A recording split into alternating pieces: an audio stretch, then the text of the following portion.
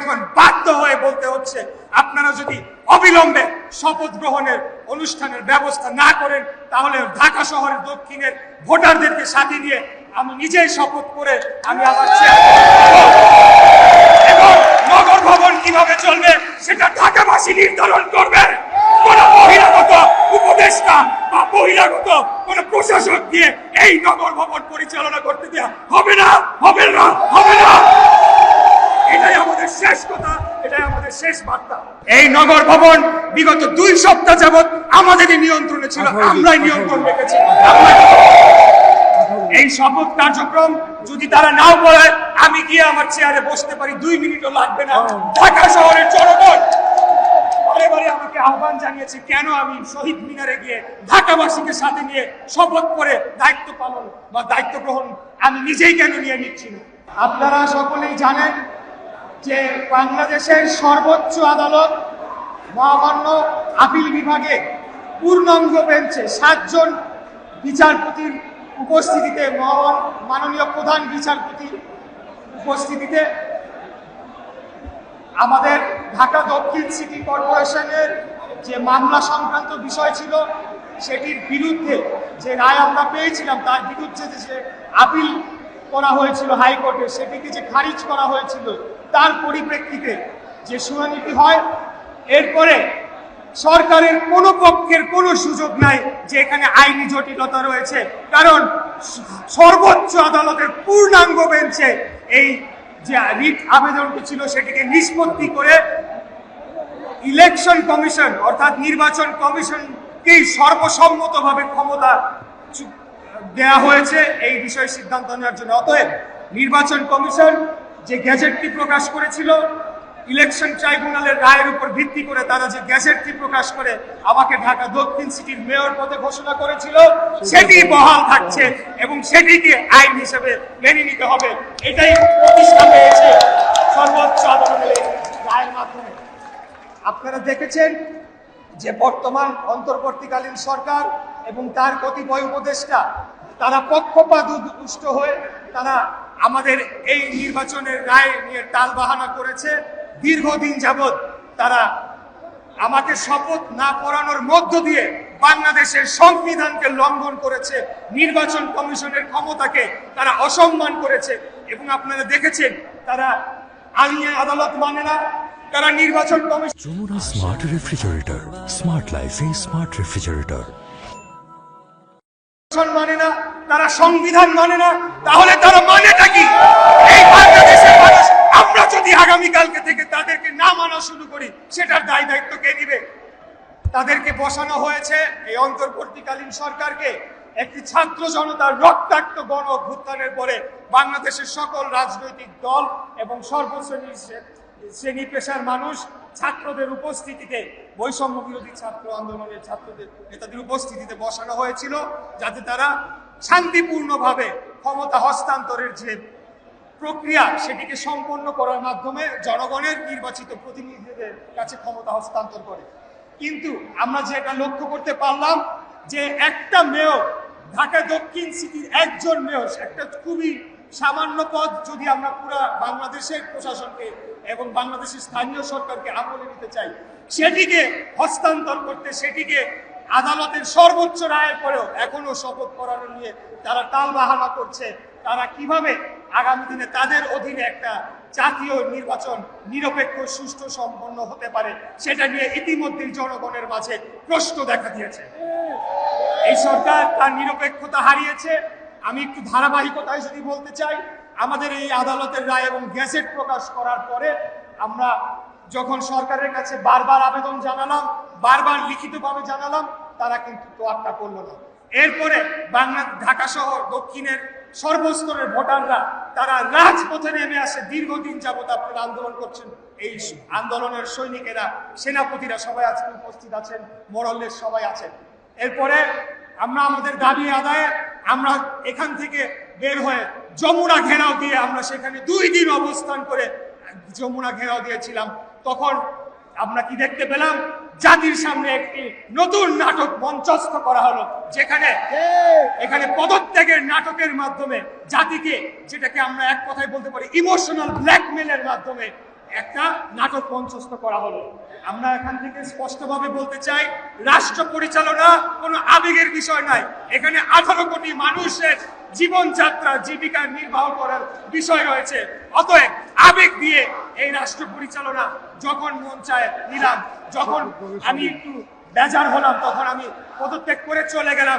এই ধরনের কর্মকাণ্ড কিন্তু আসলে জনগণের কল্যাণময় কিছু হবে না, বাংলাদেশের রাষ্ট্রকে কোনো ভালো জায়গার দিকে নিয়ে যাবে না। তাই আমরা বলতে চাই, আজকে পর্যন্ত আমাদের দল বর্তমান অন্তর্বর্তীকালীন সরকারের মাননীয় প্রধান উপদেষ্টা ডক্টর মোহাম্মদ ইউনূস সাহেবের প্রতি পূর্ণাঙ্গ আস্থা রেখেছে বিধায় গতকাল আমার দলের পক্ষ থেকে একটি প্রতিনিধি দল বৈঠক করে এসেছে এবং সেই বৈঠকে আমাদের বাংলাদেশ জাতীয়তাবাদী দলের স্থায়ী কমিটির অন্যতম সদস্য জনাব সালাউদ্দিন আহমেদ সাহেব উনি স্পষ্ট করে আমাদের বার্তাগুলো দাবিগুলো দিয়ে এসেছেন। ইতিপূর্বে আমরা যখন যমুনা ঘেরাও দিয়ে অবস্থান করেছিলাম তখন কি হলো, এই নাটক মঞ্চস্থ করার পরে আমাদেরকে বলা হলো যে এটার একটা সমাধান হবে এবং আমরা যাতে অন্তত জনদুর্ভোগের কথা চিন্তা করে আমরা রাজপথটা ছেড়ে দিয়েছিলাম, কারোর নির্দেশনায় না, আমরা নিজের সিদ্ধান্তে আমরা তখন জনভোগান্তির কথা চিন্তা করে আমরা রাজপথ ছেড়ে আমরা ভেবেছিলাম এই সরকার এটাকে সুরাহা করবে, কিন্তু না। পরবর্তীতে আমরা দেখতে পেলাম যে তারা কিভাবে এই শপথ নিয়ে টাল বাহানা করার মাধ্যমে তাদের যে মুখোশ সেটিকে উন্মোচিত করা হয়েছে এবং বাংলাদেশে বর্তমানে অন্তর্বর্তীকালীন সরকার যে নিরপেক্ষভাবে দায়িত্ব পালন করতে পারবে আগামী জাতীয় নির্বাচনের সময়, সেই জিনিসটা শুধু প্রশ্নবিদ্ধ হয় নাই, সেটা জনগণের সাথে প্রতিষ্ঠিত হয়েছে যে এই বর্তমান উপদেষ্টা পরিষদ দিয়ে সেটি অর্জন করা কোনোভাবেই সম্ভব নয়। তাই আমাদের দলের পক্ষ থেকে 3 জন উপদেষ্টার নাম বলে আসা হয়েছে যাদের অবিলম্বে পদত্যাগ চাই, যারা দেশ ও জাতির জন্য হুমকি স্বরূপ এবং বাংলাদেশের গণতন্ত্রের জন্য হুমকি স্বরূপ হয়ে দাঁড়িয়েছে। কিন্তু আমরা এখন পর্যন্ত দেখতে পাই নাই তাদের ব্যাপারে কোনো ব্যবস্থা নেওয়া হয়েছে। এখন আমি একজন রাজনীতিবিদ হিসেবে, একজন আপনাদের সহযোদ্ধা হিসেবে কয়েকটি কথা সরকারের উদ্দেশ্যে বলতে চাই।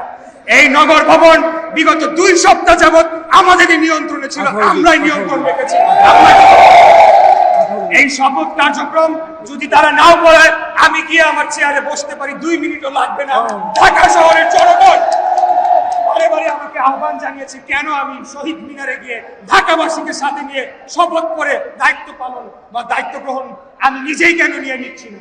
তখন আমরা বলেছি, যেহেতু আমরা একটা নিয়মতান্ত্রিক রাজনৈতিক দল, আমাদের দলের পক্ষ থেকেও আমাদের নেতা বিশেষ করে জনাব সালাউদ্দিন আহমেদ বারবার বিভিন্ন পর্যায়ে যোগাযোগ করেছে। আমাদের আইনজীবী নেতা যারা রয়েছেন, barrister Mahbubuddin Khokon, barrister Kaiser Kamal, barrister Kajol সহ সবাই বারবার নির্বাচন কমিশন এবং স্থানীয় সরকার মন্ত্রণালয়, আমাদের সাবেক সচিব জনাব মহসিন রহমান সাহেব রয়েছেন, ওনারা বারবার আমাদের পক্ষ থেকে যোগাযোগ করেছেন। কারণ আমরা নিয়মতান্ত্রিক রাষ্ট্র পরিচালনায় বিশ্বাসী, আমরা চাই না কোনো ধরনের একটা বাজে উদাহরণ সৃষ্টি হোক। কিন্তু এই সরকারকে এখন বাধ্য হয়ে বলতে হচ্ছে, আপনারা যদি অবিলম্বে শপথ গ্রহণের অনুষ্ঠানের ব্যবস্থা না করেন তাহলে ঢাকা শহরের দক্ষিণের ভোটারদেরকে সাথে নিয়ে আমি নিজেই শপথ করে আমি আমার এবং নগর ভবন কিভাবে চলবে সেটা ঢাকাবাসী নির্ধারণ করবে। কোন বহিরাগত উপদেষ্টা বা বহিরাগত কোন প্রশাসক দিয়ে এই নগর ভবন পরিচালনা করতে দেওয়া হবে না, হবে না, হবে না। এটাই আমাদের শেষ কথা, এটাই আমাদের শেষ বার্তা। আমি সর্বশেষ যে কথাটি বলতে চাই, আপনারা জানেন যে আমাদের সামনে ঈদ, কোরবানির ঈদকে সামনে রেখে জনভোগান্তির কথা এবং জনগণের যাতায়াতের কথা মাথায় রেখে চিন্তা করে আমরা আমাদের বর্তমান যে নগর ভবন অবরোধ এবং ঘেরাও যে কর্মসূচি সেটাকে কিছুটা শিথিল এবং কিছুটা বিরতি নেওয়ার সিদ্ধান্ত নিয়েছি। এর পরবর্তীতে ছুটির পরে যখনই আমাদের এই শপথ গ্রহণের অনুষ্ঠানের বিষয়ে সরকারের পক্ষ থেকে স্পষ্ট কোনো বার্তা যদি না আসে, আমরা তখন ঢাকার দক্ষিণের স্তরের জনগণ এবং ভোটারদেরকে সাথে নিয়ে দুর্বার আন্দোলন গড়ে তোলার মাধ্যমে ঢাকাবাসীর ভোটের অধিকার প্রতিষ্ঠা করব। এটা আজকে নৈতিক দায়িত্ব হয়ে দাঁড়িয়েছে। এটা আমার একার মেয়র হওয়ার বিষয় নয়, এটা আমার ক্ষমতায় যাওয়ার বিষয় নয়। আমি আবারও স্পষ্টভাবে বলতে চাই, আমি দুঃখ প্রকাশ করতে চাই যে যে জনদুর্ভোগী সৃষ্টি হয়েছে, সিটি কর্পোরেশনকে স্থবির করে ফেলার মাধ্যমে জনগণের সেবার যেটা বিঘ্ন হয়েছে, সেটা দায় পুরোপুরি বর্তমান অন্তর্বর্তীকালীন সরকার এবং এই বর্তমান স্থানীয় সরকার মন্ত্রণালয় তার দায়িত্বপ্রাপ্ত উপদেষ্টা এবং কর্মকর্তাদের উপর বর্তায়। তারা সরাসরি সংবিধান লঙ্ঘন করার মাধ্যমে এই আমার যে শপথ গ্রহণ অনুষ্ঠান সেটিকে না করতে গিয়ে সরাসরি সংবিধানকে লঙ্ঘন করেছে, আইনকে অবজ্ঞা করেছে, সর্বোচ্চ আদালতকে অবমাননা করছে। তাই আজকে আমরা যদি আমাদের মূল যে লক্ষ্য ছিল যে বাংলাদেশে একটা সুষ্ঠু, সঠিক, অংশগ্রহণমূলক, গ্রহণযোগ্য, নিরপেক্ষ নির্বাচন, জাতীয় নির্বাচনের মাধ্যমে জনগণের সরকারকে রাষ্ট্র ক্ষমতায় নিয়ে যেতে হবে, সেটা যদি আমরা অর্জন করতে চাই, তাহলে এই যে নগর ভবন কেন্দ্রিক যে আন্দোলনটা তৈরি হয়েছে, এই আন্দোলনকে তার চূড়ান্ত লক্ষ্যে না নেওয়া পর্যন্ত আমরা মাঠ ছেড়ে যাব না। এবং আমরা স্পষ্ট ঘোষণা দিতে চাই, কোন বহিরাগত প্রশাসক, কোন বহিরাগত উপদেষ্টা কাউকে এই নগর ভবনে প্রবেশ করতে দেওয়া হবে না। এটা এবং সেটা বাস্তবায়ন করার জন্য আমি নগর ভবনের, ঢাকা সিটি দক্ষিণ কর্পোরেশনের সর্বস্তরের কর্মকর্তা কর্মচারী বৃন্দ সহ এখানে উপস্থিত সকলেই যারা এক একজন দীর্ঘ 5 বার 6 বার নির্বাচিত কাউন্সিলর, ওয়ার্ড কমিশনাররা রয়েছে, সব ঢাকার ভোটাররা আমরা এখানে রয়েছি। আমরা সবাই ঢাকার জনগণ, ঢাকার ভোটার, ঢাকার স্থানীয়। অতএব আমাদের নির্দেশনা ছাড়া এই নগর ভবন বহিরাগত দিয়ে আমরা চালাতে দেব না। এই অন্তর্বর্তীকালীন সরকারকে বুঝতে হবে যে এখন পর্যন্ত আদালতের রায়ে এবং জনগণের ভোটে নির্বাচিত মেয়র হিসেবে ধানের শীষের প্রার্থী ইশরাক হোসেনই বহাল রয়েছে। অতএব যা কিছু করতে হবে আমাদের অনুমতি নিয়ে, আমাদের সিদ্ধান্ত অনুযায়ী করতে হবে। প্রয়োজনে আমরা প্রশাসক বসাবো, প্রয়োজনে আমরা ওয়ার্ডে ওয়ার্ডে প্রশাসক বসাবো।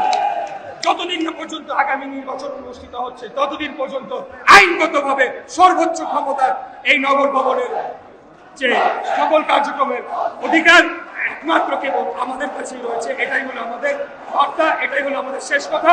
আমরা আন্দোলন ছেড়ে যাচ্ছি না, এই আন্দোলন চলমান থাকবে ইনশাআল্লাহ।